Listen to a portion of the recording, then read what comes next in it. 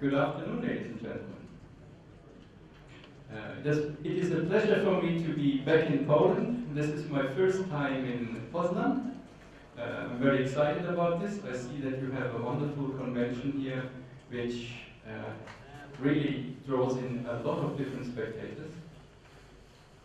So today, I have the pleasure to talk to you a bit about hybrid games, because I see that this is, of course, a convention and an expo for gamers from the classical board game side, as well as for gamers from the digital side.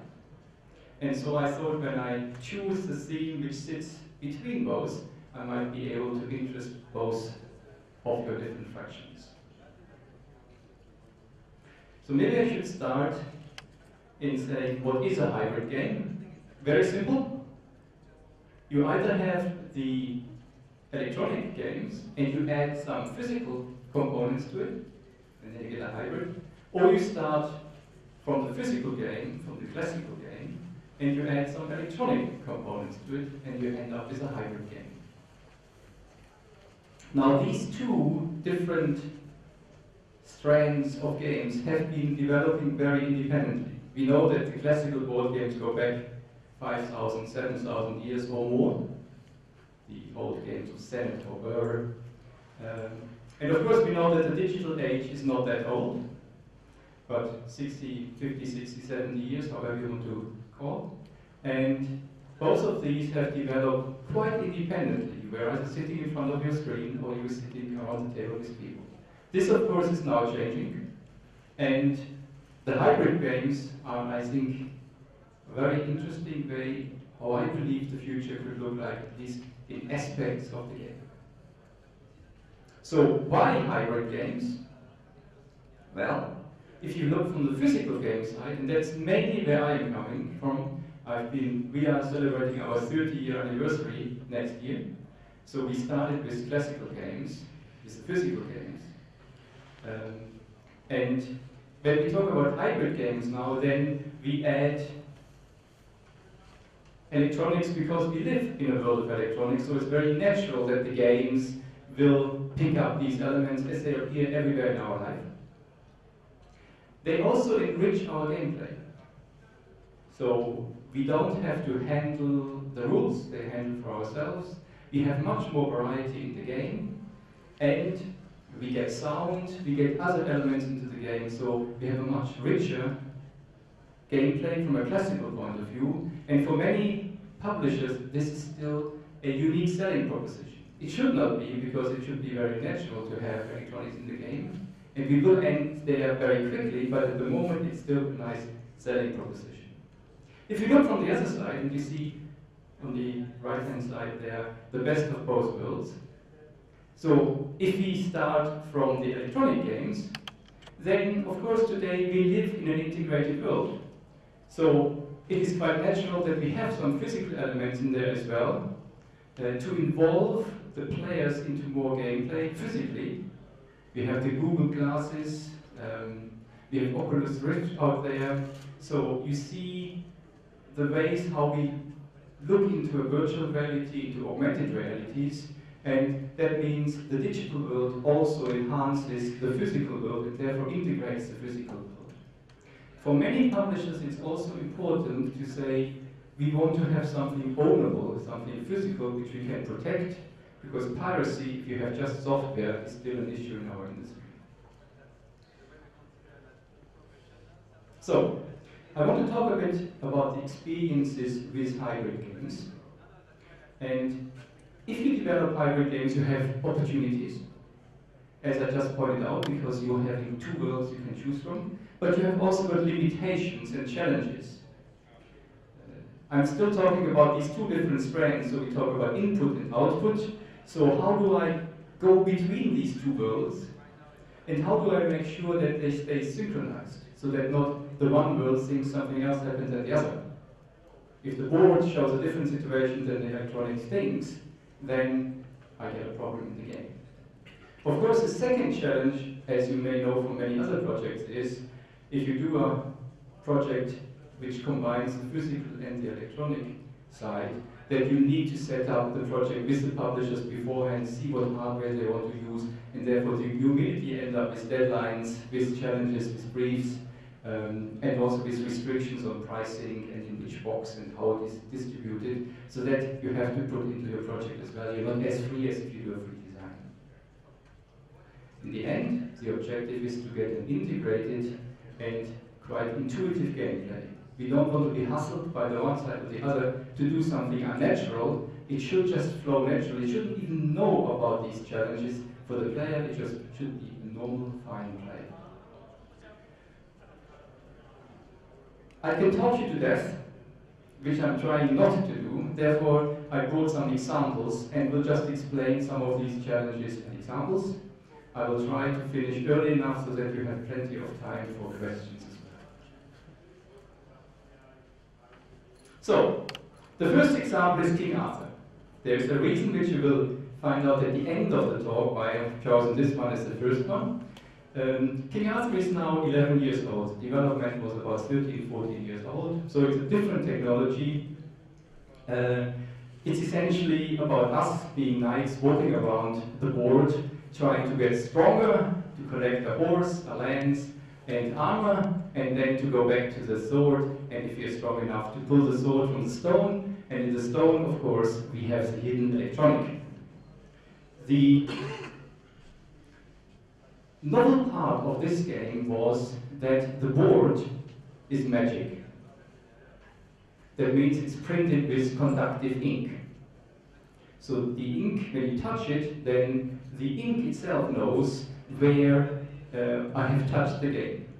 I want to explain that in more detail because it shows actually, I think this is a very good example how when you are very close to the technology, how you can actually through game design influence the technology. So the technology that was presented to us in conjunction with Ravensburger, one of the market leader in Europe, which I think you know very well here in Poland as well, was, look, I take one hand and I touch the battery, and then I touch the board with the other hand and the light goes up.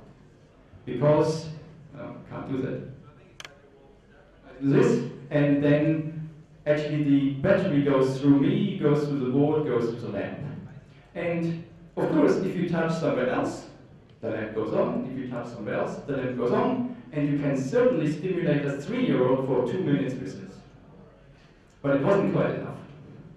So we said, okay, let's take 3 lamps. We need more effects.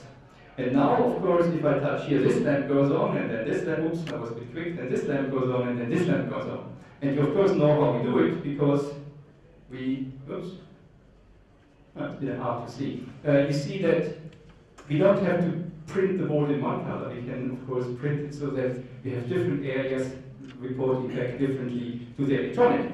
And that will, of course, already interest a 5-year-old for 5 minutes. Now, what did we do? Now, we want to, of course, introduce figures. And so I have a figure, and when I touch the figure, it recognizes the figure. How do we do this? We do this by having different how do you say this? Resistors, exactly. Thank you. Well, you know better than I do. You have different resistors in the figure, and therefore it recognizes the different figures. If you have different figures, it reacts, and of course, if you have different figures at different places, it reacts as well. And now it becomes very interesting, because what we have achieved so far is that when I have a figure and place it on the board, the electronic automatically knows who I am and where I am. And that's quite a good information already from our input point of view. There was a little problem with the battery. When you talk to the people and say, okay, you touch the battery, you will be slightly electrocuted, but everything is fine, and your kids will be safe, maybe not so clear. And also, why should I always touch this stupid battery? I don't need it. Yes, we had this trick how we need it, because we said, we introduce 3 buttons. 4. And when you touch a button, then it depends which button you touch and you get a different reaction. And this, of course, means now I do not only know where I am, and who I am, I also now know what I am doing, because these battery buttons we use as different interpretations. Do I fight? Do I befriend people? Do I give them a gift? And therefore, we have now got a whole range of input. Essentially, the electronic glows like magic, what I'm doing. Of course, we are replacing the light bulbs by a real electronic box, and then we have the whole magic of this game. So, this was just a small introduction how you bring electronics and physical board games together, and what the process can be very, very simplified. Of course, if, and it was, successful, then you do a successor game, and it was the island. Same technology, a little bit more upmarket. Now, the third game we wanted to make was a children's game. And that, in the same series, gave us a challenge. Because what you didn't quite see is that the boxes for King Arthur and the island were rather big. Because we didn't really allow ourselves to fold the board. Because if you have conductive ink, how often can you do it until one of these connections breaks? So, and then there was also the slight issue if it was very dry, if you tried to play this game in Las Vegas, in the desert, you didn't have enough moisture on your fingers and the conductivity wasn't quite so good. But we also want to have the players in Las Vegas to be able to play. So what we actually did is we left this technology, even though it was a third game in the series, and almost moved a step back, simplified the process of integration. And we put the box not on the board, but next to the board. So now we said, we have a traditional game, and we put the box next to it, and there is no real physical connection between them, but we integrate them into the gameplay. Now, when you look at the box, that means I need to somewhat communicate with the box in a very natural way. And the trick we had here is that, you know, there's a Polish edition here as well, so the Whoowasit game. The trick here was that we made a nice story around it, and from the story we then made a natural derivative of what the electronic does. The story essentially is, for the kids, there is a magic kingdom, there is a nice king, he rules the kingdom from the castle, we are all in the castle, and he has a magic ring. No, it's not Lord of the Rings. He has a magic ring and it protects the kingdom. There's the very, very evil wizard outside, and one morning the king wakes up and the ring is gone. Big panic, all the others jump on their horses, ride out to find the thief and get the ring back into the castle. And now comes the cat is the narrator. The cat says to the children, because the children can of course talk to animals. The cat says, the adults are all stupid. I wanted to tell them that I lay in front of the gate and nobody left, but they are now all gone, and now you children, only you can save the world. Fantastic setting. And now, as we can talk to the animals, what we do is we speak to the various animals which you may see on the board. In each of these chambers is a different animal, and therefore, when I operate the box, I simply say, okay, here I am, I talk to the horse, I talk to the snake, and what do I do? Do I feed it? Do I ask it something? And so that's a very natural input on the box. I go back to the box again. You see we have the animals there, and in the bottom line we have what we do. Do we talk to it? Do we ask it something? Do we use magic? All these things. We go forward here and oops. And the trick here was we need to find a gameplay which does not know who we are. It's the same as with the battery. Why should I touch the battery? Of course I can put on the box the input and say, tell us who you are. So I am the green player and I'm in this room and I do this one. Completely unnatural. So we left this away, we designed the game so that you don't have to know who you are. And that's, when we talk about input-output, is the third point here, which is the synchronization. So what we did is we said, we don't care who it is. We just, from the electronic point of view, care what is happening. So that means When you roll the die and you move around, it doesn't matter how far you move. I mean, clearly, the die says how far you can move, but we're not caring about it. There's also, you see the little ghost there. The ghost sometimes moves and obstructs you and chases you away. If you ignore it, when you cheat, it doesn't matter. You can do this however you want.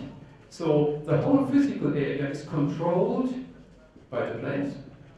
And the electronic side, only what is the input, when do we feed certain animals, and when do the animals give us clues so that we can finally find out who of the 10 different suspects has actually stolen the ring. So the story is, I go to a room, to the mouse says, I'm hungry, bring me cheese. Then I find in every room, I also find one different item. So when I find the right item, then I remember that the item was, I can bring it to the mouse. The mouse then says, thank you, now I'm happy, I have eaten. Therefore, I will give you a hint, because I sat under the little cupboard and I could only see the culprit went by and had black shoes. Okay, and then you can look at this and can take the people out who do not have black shoes. So that's how the story goes.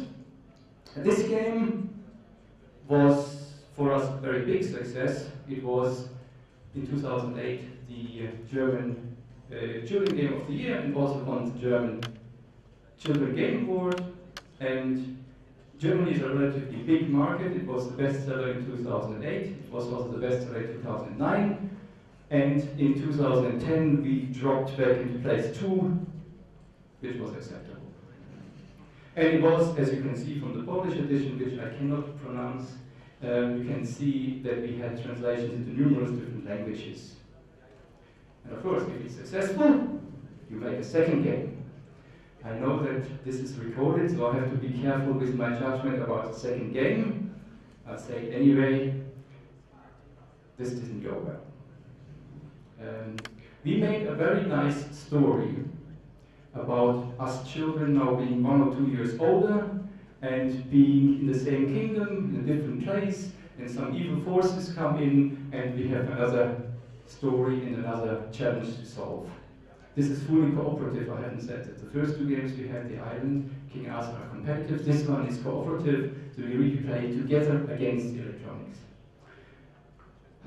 The publisher decided that they didn't like the theme, they need to make something much more punky, and so they made a punky theme and had all these strange figures. We are no longer children, we are now the animals. Strange shift of perspective. And then we had very punky graphics on there, and you didn't even know which color the different figures had. So in the end rounds, we had to decide, we put in a matrix, and it defines, if you see this person is actually red, and it's female, because you could also not see from the pictures if they're male or female. I think, if you do not differentiate and cannot see from the graphics what you actually need for the game, and then need to have a matrix in there to explain to you, then we have somewhat failed. So on this one we have failed. We have not really solved it well as well. That's the punishment we get for it. So we decided we leave this and do another one. That Labyrinth is of course a very well-known game, and with this one it worked again.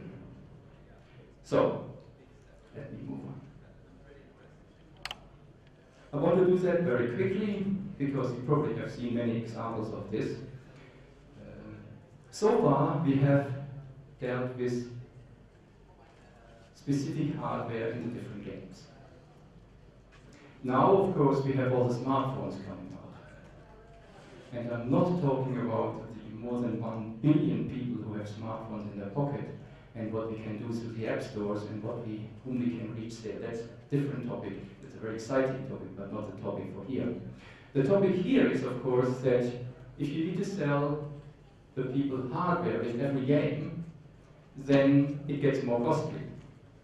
If the people already have the hardware in their pockets, as everybody now has, then you don't have to invest in this, you just have to make the app. That's the software which you have to do anyway, but you save on the hardware, that means the price gets better, the pricing gets better, or you can put more stuff into the game for the same price. The 3 question marks, the 3 investigators, I do not know if that's a known license in Poland. Anybody knows them?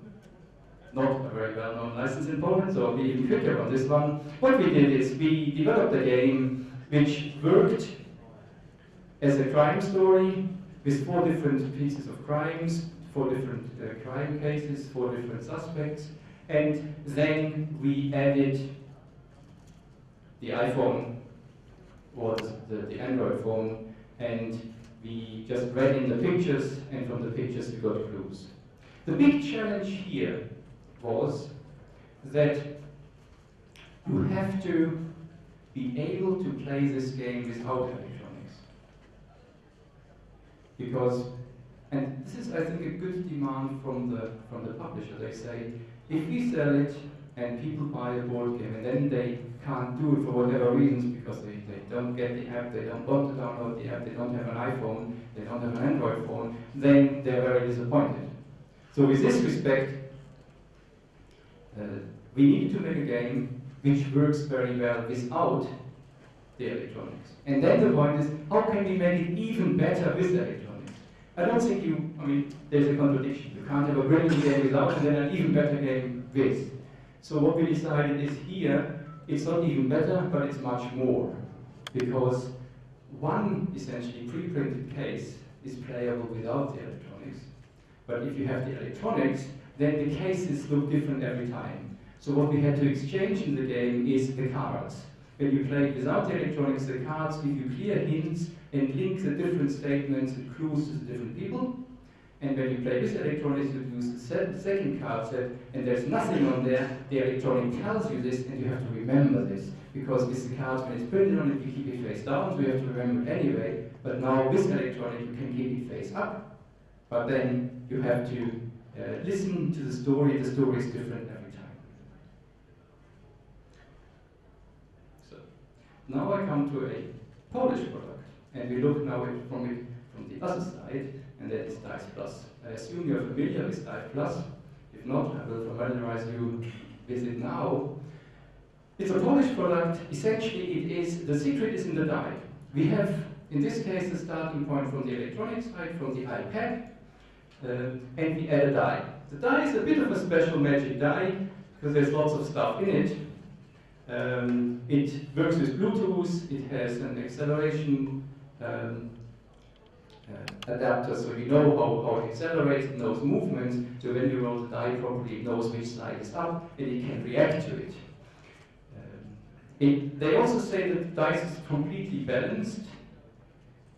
If I were living in Las Vegas, I would not use it for gambling, because there's always electronics in there. I think it's probably slightly imbalanced, but for our game purposes, it works. And of course, there are still the numbers 1 to 6 on the sides. Of course, you could make the display completely variable, but then why do you roll die? Because then you just need a screen and it shows you a random element. So you want to have the numbers 1 to 6, so you're still responsible for which number you roll, but then the die feeds back via Bluetooth to the game what has been rolled, and I can't read it now, but they claim that you can do an insane number of different colors.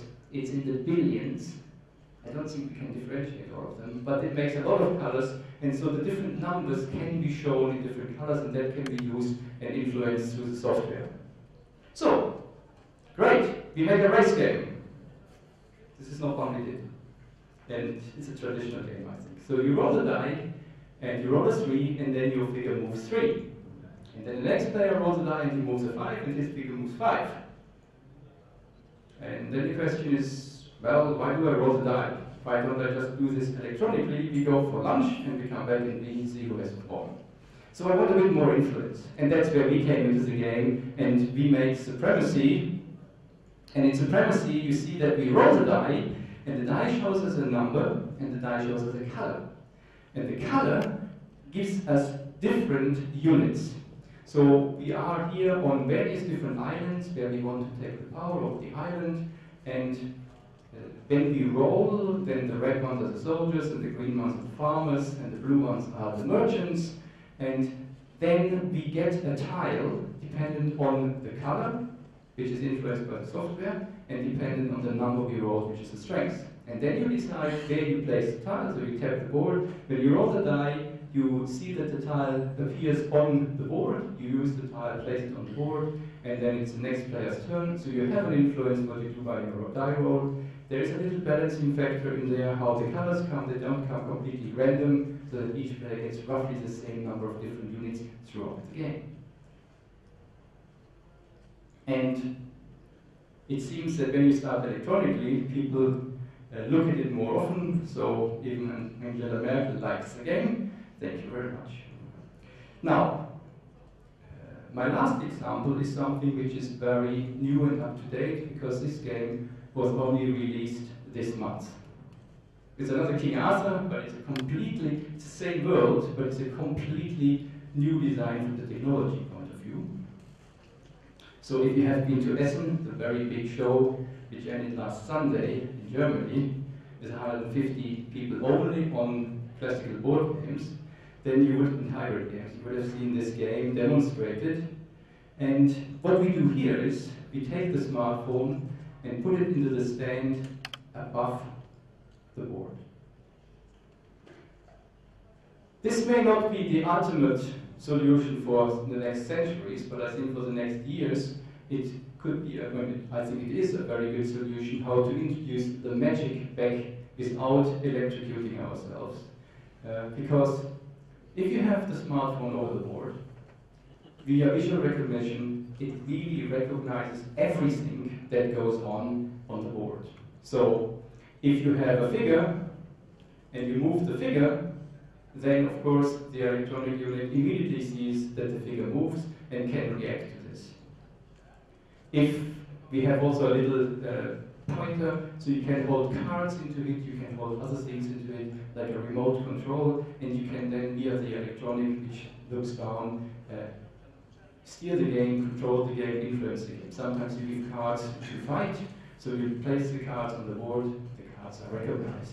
Of course, we now also introduce dice. We simply roll the dice into the die tray, and it's immediately recognized what kind of dice you have rolled. This is then, because there are some special symbols on the dice which you don't see in the picture, there are some swords on there, and there is immediately also then connected to what is my situation. Do I have these various weapons with me? Then these dice count for me, otherwise the dice are zeros, because I haven't got the weapons. And so you can actually introduce all of this into the game, and again, we have a different type of magic now. You start the app, and you play around the table, and you have a true hybrid, and the interrelationship between those is fantastic, because anybody can play it. You don't have to care about anything, it just happens automatically. That means from a board game point of view, everything is simply there playing, and you get all the sounds, the reactions, the automatic replies from the electronic. If I look from an electronic point of view, I have a complete software environment with the application, the whole game in there, and then we add and integrate a completely physical world which just simply goes in there seamlessly. So this is the newest, what I can tell you about, the newest one we have seen on the market. Of course, we have just proudly delivered our next design in this series, but I'm not allowed to talk about it. So, of course, we are always 1 or 2 years ahead, and there are some interesting things to come. But for the moment, I wanted to keep this so short so that if you have any questions, we have plenty of time to ask the questions. And once again, say thank you for coming, thank you for your interest in the games. And if you want to play physical games, there are a few Polish ones you can pick. Thank you.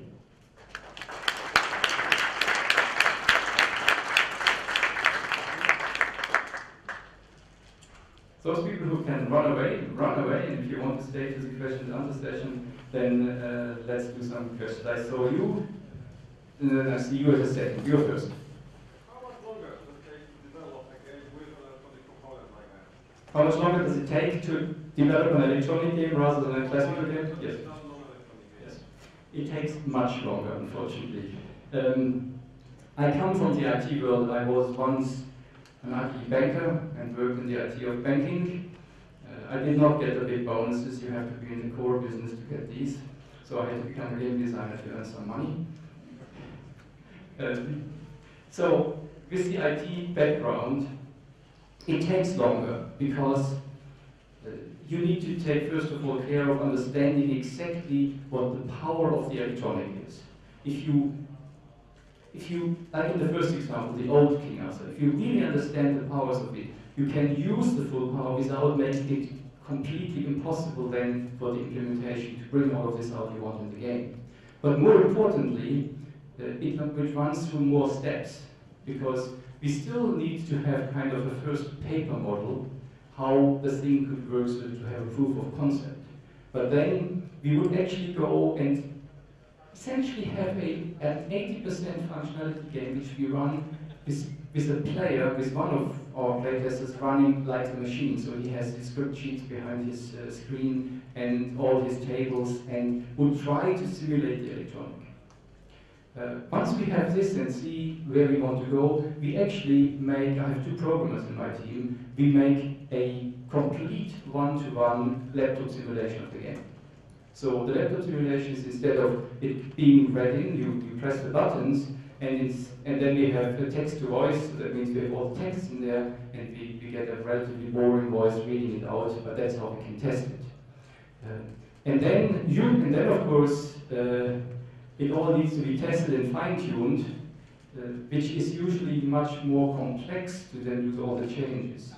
We have, in the meantime, actually established a general simulator for these games, where we can handle all the input via a long Excel spreadsheet.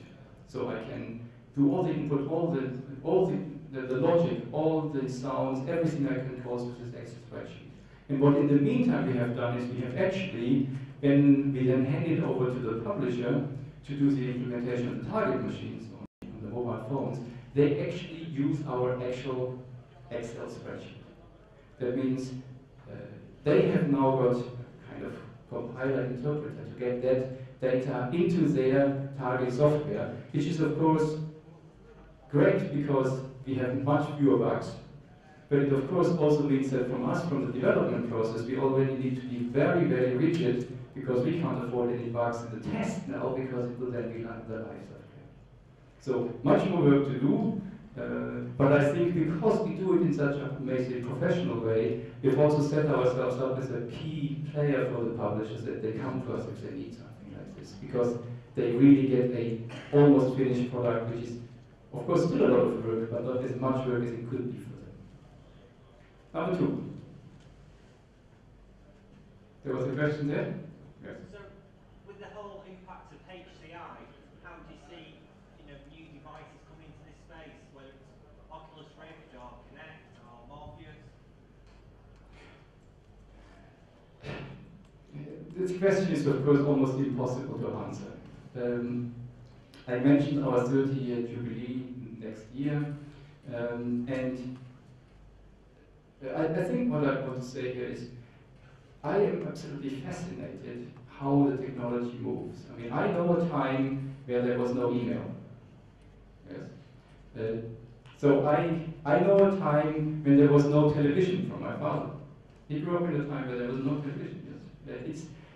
It's unbelievable what we take for granted today, and the speed with which these developments now happen is amazing. I mean, it is such a pity that Steve Jobs left us so early, because he revolutionized the world in Apple with so many new ideas, changed many industries, music industry, the game industry, and I think we will see many more things from him. We will see a lot of things. My perception is that the physical world and the electronic world, how we have it today, will essentially merge together, and in a few generations this distinction will almost make no sense anymore, because we will just have one integrated world, and people will have actually a hard time to imagine how life could be without all this augmented reality, probably with having a chip implanted at birth and then everything being linked, and then one step further it will be prosecuted if you take the chip out. That's the total freedom we have. Anyway, that's the darker version of it. You have a question. Yes, actually, what about the reception of this kind of every game? Because I'm personally also a sports player. I have many people who play, and I think they want to stay outdated, but primitive and electronic way.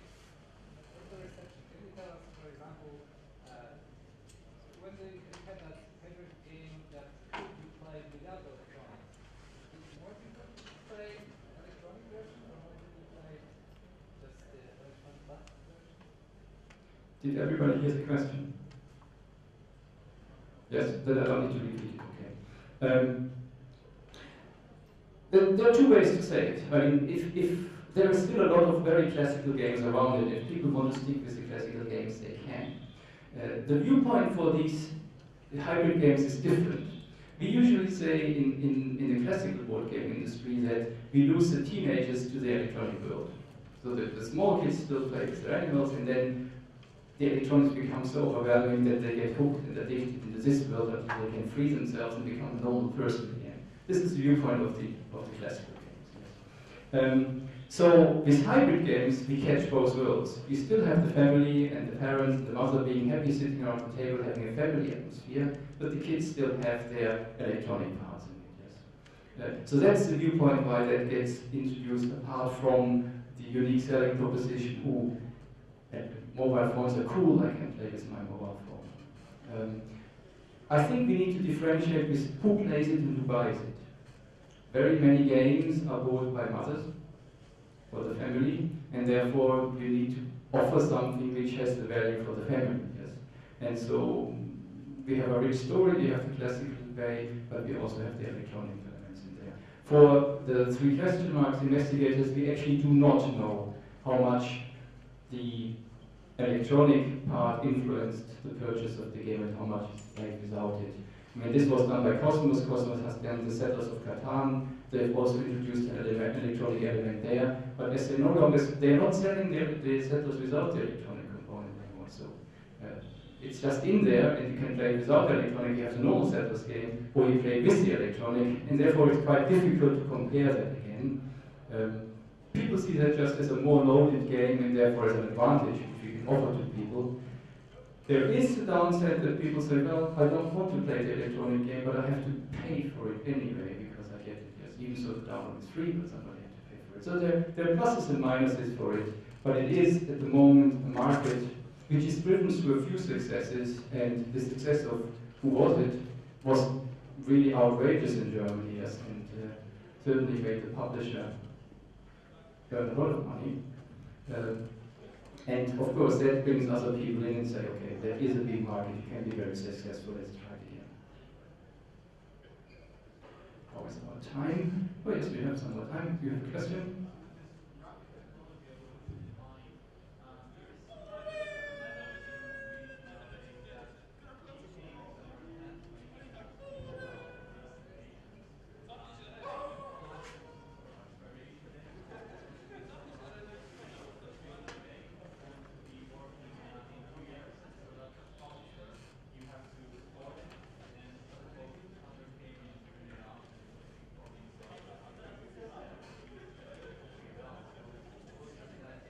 Did you say there's a concern from the publisher or from the buyer? Okay.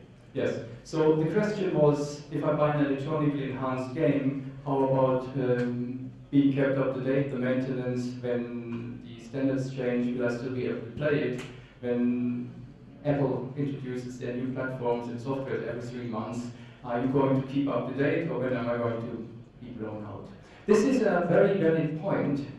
I don't actually think that the consumer is really concerned about it. They go there, they buy it, but we insider may be concerned about it. The normal consumer will just buy it. He will, for them it's automatic. I mean, it always works, and I mean, my FaceTime always works, and my Twitter always works, and everything, because they're kept up to date. So that something else out of date is not really in the consumer's mind, I believe, yes. But it is a concern for the publisher.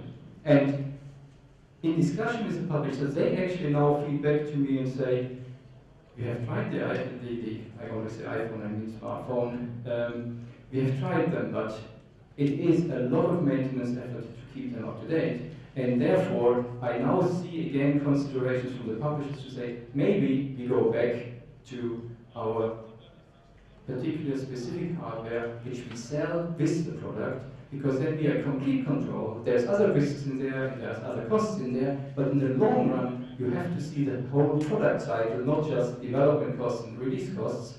And so I think there will be a market there as well for generic hardware again, and it will be interesting to see. I think both worlds will kind of exist. It's also the question, how much will the Microsoft market, the Nokia market, on the mobile side come up? Is there a still player? How much simplified does that get? Or does the chaos on Android stay as it is at the moment, the virus does? So that remains to be seen, but that trend is certainly there with the publishers. One question here, one question there, and then that's probably it, and we'll be out of time. So these two questions, you.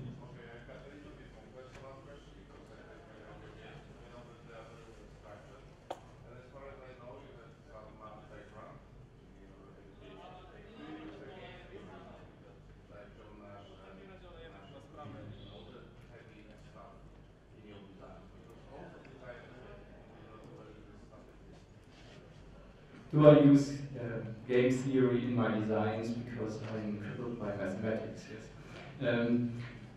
No, I don't. My experience is that the different designers have different handwritings, different styles. I am a scientist. I like to reduce everything to some basic principles. That is sometimes perceived as being abstract. There are the storytellers, the economists, you say. I study science. When you have economy, you talk. When you have science, you think. I'm cruel, I know. But if you're an economist, if you are a storyteller, then you create lots of redundancy, and you have a specific rule for every little element. That means the rules are very long, and I would say you have to administer a lot of things, but it feels very thematic because I can really do everything on the individual theme. Yes. So there's different handwriting. I know somebody who is a graphics designer who designs games, and he says, I start designing my games by drawing the board. I don't know how to play on it, but when I draw the board, it will come to me. And I sit there and close my eyes, and then look into the universe and see how all these things come together in my head until I have how I'm coming from what do I want to feel. Yeah, so I have a theme, what do I want to feel, what do I want to experience, and then see how I can put that into mechanisms so that it feels like the theme. Yes. But I think the main point here is it doesn't matter what strengths you have, and my strength is probably the more the analytical side. It shapes your personality. So that means it's not a aware thing, I need to now calculate this. It just happens, yes. If you have a graphical mind, you see more the graphics. If you have a mathematical mind, you see more the algorithms behind it, but you don't do it in an aware fashion. And the big danger is, there's a saying I like in this context from I think, an Austrian psychologist, Paul Watzlawick. He says, if all you have is a hammer, mathematics, if all you have is a hammer, then everything in the world will soon look like a nail. And that means, no, I'm not using mathematics because game fun is very different. You can't calculate. All the experience you have doesn't help you. You have to play the game, you have to experience it. So with this respect, you have your own handwriting, but you need to kind of distance yourself as well to be more rounded and don't essentially lead your strengths into weaknesses. So, last question.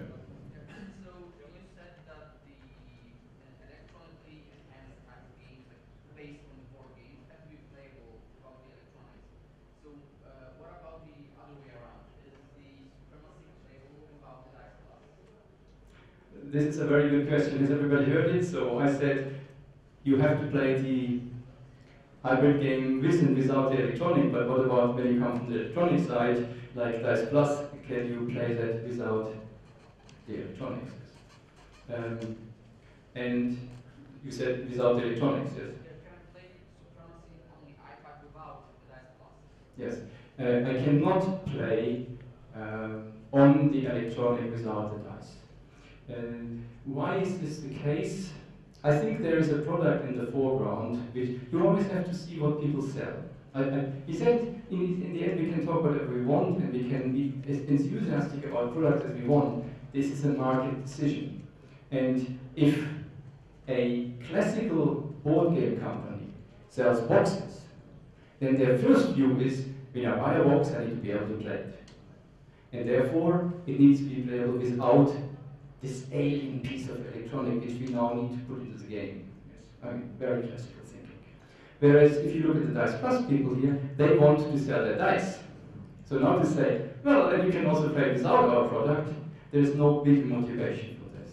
Yes, and therefore, this is exactly the point when I talked about the race game. The race game you play without the electronics.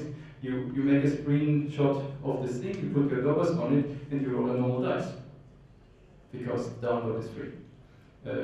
But I think this also shows that the integration is not really perfect.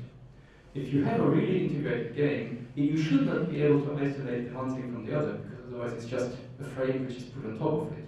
So unless you make a specific effort to say we want to have both worlds independently, it should not happen in a good design. It is very hard to make it playable with and without. So I mean, Hasbro goes even one step further. They say we have an electronic world and we have a non-electronic world, and we want people to play it only electronically. So I have this, and I can play it here.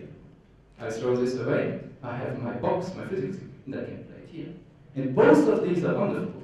And then I put them together, and it is wonderful. Yes, this is what they want. The question is, can you as a designer create it? Yes. So there are lots of challenges left, but we're not alone, you're all with us. So I think after the conference, go home and think hybrid and come up with the next top seller on the hybrid game, kick us off and take over the world. Thank you, and have a good show.